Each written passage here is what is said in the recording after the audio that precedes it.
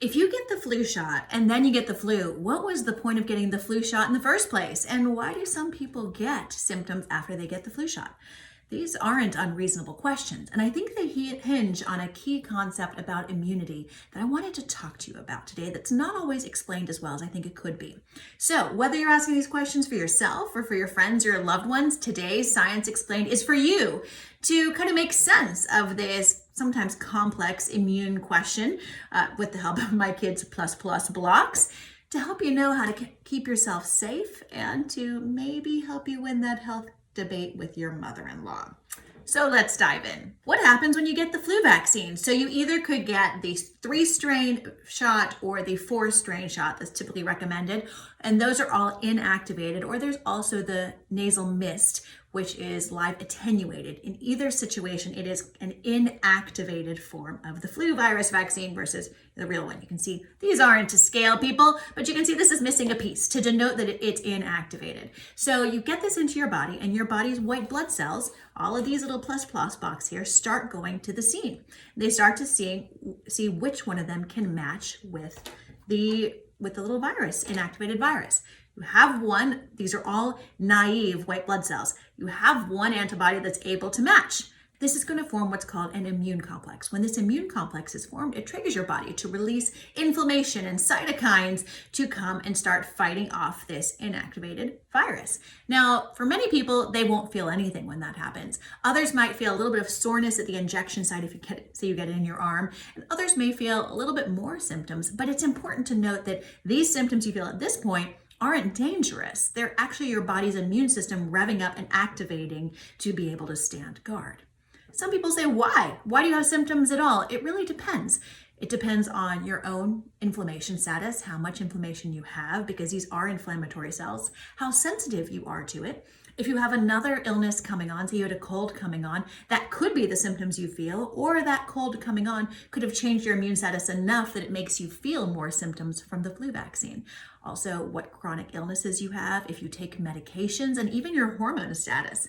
In fact, a woman who's premenopausal has somewhat of a functionally different immune system than the same woman when she's postmenopausal, which is also why one year you may have no reaction to the flu vaccine and the next year you may have some. It's due to all those other factors. But now you know why, because again, that reaction that you get is your immune system revving up.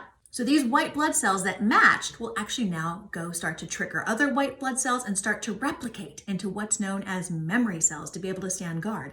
That entire process takes about 10 to 14 days or so, but now your immune system is primed and ready to stand guard. So 6 weeks later, you're going about your business and someone coughs and sneezes in your face. Thanks to them, you now have flu virus on board. And see, these are the real shebang. They're not inactivated. These are the real flu virus. They're going to start to go to town in your body. They're going to start to go into cells and start to replicate.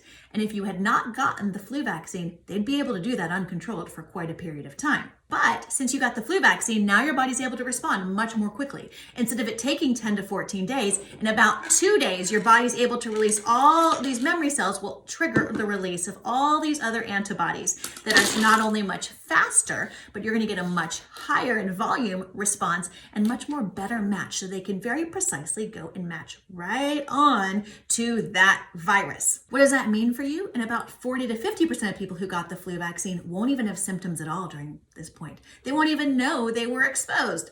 That's great. And those who do have symptoms, there are a couple of important facts. For one, their symptoms will be much shorter because remember, this process, instead of taking 10 to 14 days, which it does the first time, takes about 2 days the second time. That also means that instead of this virus being able to replicate and having large amounts of virus in your body before your body can fight it off, it's able to fight it off much earlier. So it requires less inflammatory cells, less symptom severity, and also a lower risk of having severe complications. So even if you do get symptoms, they're shorter, they're less severe, with less risk of complications. That actually brings up a really important point that I wanted to close with, to share with you, the concept of sterilizing immunity versus non-sterilizing immunity. There are some vaccines that confer sterilizing immunity, like polio, meaning that if you get the vaccine, you're likely to not ever get polio.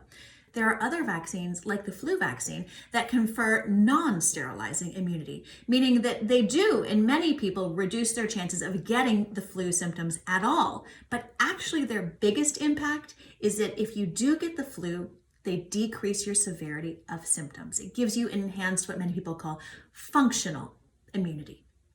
So it's a really different way to look at it. It means that yes, if you get the flu vaccine, yes, you could still get the flu, but even if you do, you're going to have much, much reduced severity of symptoms and risk of complications. And that's what the science shows. I think of the flu vaccine kind of like my seatbelt. Wearing my seatbelt doesn't mean I'll never get injured in a car accident. But what it does say is that if I'm in a car accident, it's going to drastically reduce my risk of severe injury and death. It's that extra layer of protection, and that's exactly what a flu vaccine is. So there's your science explained. Let me know, what questions do you still have? What comments? Put them in the comment section below. I'd love to hear from you. I did this segment because so many of you had asked about this specifically. So thank you for that. Please share this. Share this with somebody else who you think would benefit from this information and has these questions. And of course, get your flu vaccine, please. Got it for myself last week, got it for my children last week. I'm Dr. Daria. Stay well, take care of yourself, and take care of each other. And I'll talk to you soon.